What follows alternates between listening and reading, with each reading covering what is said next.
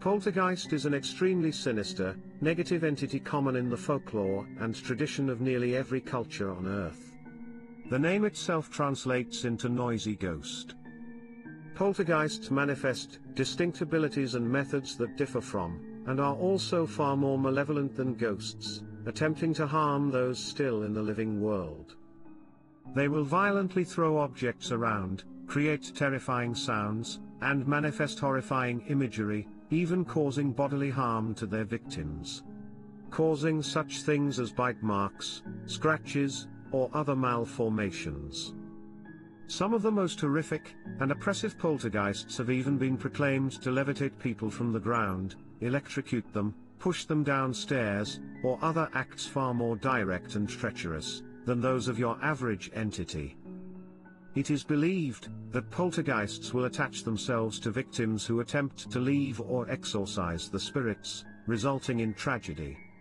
Even if exorcised completely, there have been reports of poltergeists reappearing, only to torment their victims once again. While ghosts will haunt a particular area, normally the place of their death, a poltergeist may attach itself to a family or individual, and become a plague upon their everyday life. Even moving from the home is said to be futile, as the poltergeist will follow the victim it has latched onto. So today, here on Interstellar Happenings, we will be taking a look at one such poltergeist that occurred during the winter of 2005 in South Shields, England, known as the South Shields Poltergeist. One of the most substantial cases in the last 50 years, the South Shields Poltergeist is a true and scary account detailing one family's brave battle versus an undetectable entity. This intense, drawn-out, and well-documented encounter spanning from 2005 to 2006, is said to be among the very best cases of its kind, and is specific to go down in the annals of psychical research. The South Shields Poltergeist case happened over a number of months, in a terraced home in South Shields, a seaside town in northeast England. It began in December of 2005, with anomalous motions of furnishings and objects. The victims were a young couple, Mark and Marianne, and their 3-year-old child Robert. To this day their complete identities have not actually been revealed for worry of ridicule. The haunting began with the couple getting back home one December night, to discover 2 chairs, stacked atop of each other on top of the table. Over the following months, the occasions magnified, with items disappearing and coming back in various spaces in their home. A chest of drawers was moved from the bedroom, out onto the landing, and doors would open and knock shut, in the early hours of the morning. One night, while Mark and Marianne were getting ready for bed, they undressed and quickly slipped under their blanket.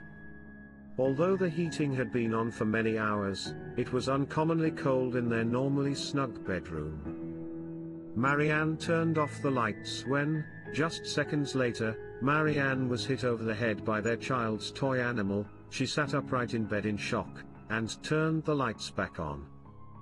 Moments later, another stuffed animal hit her over the head. She barely saw it move. It seemed to have actually appeared on the edge of her vision, a fraction of a second before hitting her. Soon, the air was thick with these flying toys. All seemed to appear in mid-flight, obviously from no place, and were hurled with fantastic force at the scared couple. Mark and Marianne hugged the duvet tighter, attempting to protect themselves from the flying toys. An unnoticeable hand then strongly grabbed the far corner of the blanket and pulled strongly in the opposite direction. Soon they were drawn into a tug-of-war with the entity. As quickly as it had begun, the tugging stopped, only to be replaced by something even more frightening. Mark started yelling that his body felt to be burning, and quickly throughout his back, long scratches started to appear. In only a few moments, 13 large scratches had appeared on Mark's back. Mark later described the pain as feeling as if he was being scratched by a big heavy claw. The following June, the haunting found the attention of Hallowell and Ritson, 2 paranormal investigators who staged an investigation over a duration of numerous months. Often, private investigators arrive after the disturbances have actually lost much of their force, and don't see much taking place. But that wasn't the case here. The investigators existed throughout a lot of the disruptions, and photographed and filmed much of them. One particularly convincing event was a plastic water bottle which one of them saw stabilizing diagonally on a table, in a rather abnormal position. Repressed feelings in living individuals is frequently thought to be accountable in poltergeist cases. However, the investigators quickly rejected this. They had a strong sense of an independent entity, with a malicious nature. In fact, it soon became apparent that the poltergeist was trying to scare the couple. On one occasion, they discovered their child's rocking horse, hanging by one of its reins, from the loft hatch in the ceiling. In another particular ominous event, a large toy bunny was found in a chair, positioned at the top of the stairs, holding a box cutter blade in its paws. The poltergeist likewise took to writing threatening messages on a whiteboard in Robert's bedroom, and in the later stages, sent text to Marianne's mobile phone, such as "I'm going to get you bitch and you're dead."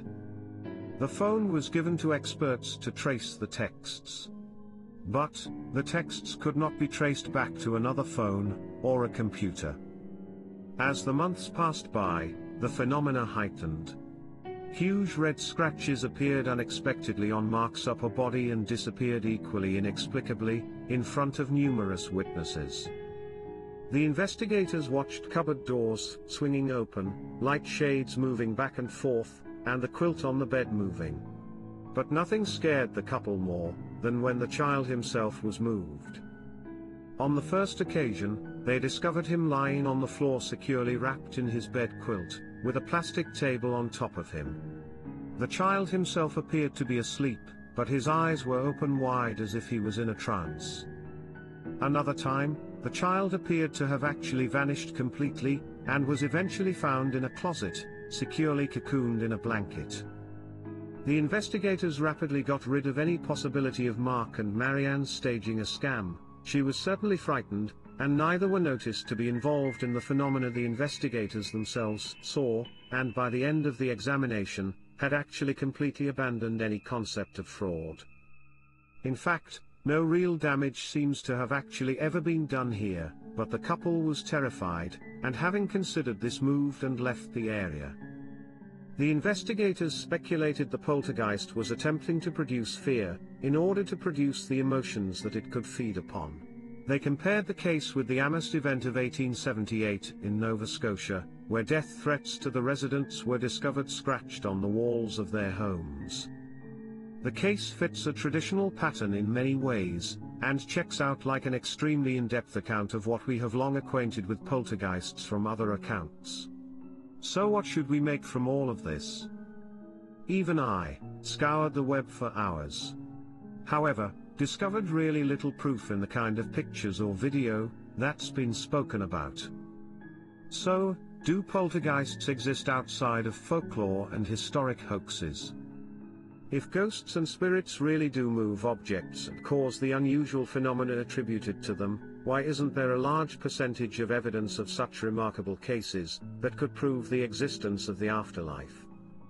Even with little to no scientific evidence for poltergeists, or any other types of ghosts, the stories around them still continue to intrigue, amuse and terrify us just as they have for centuries. So what do you think happened? Were Mark and Marianne really assaulted by an unidentified entity, or devil? Comment below and let me know your ideas and thoughts on this truly paranormal experience.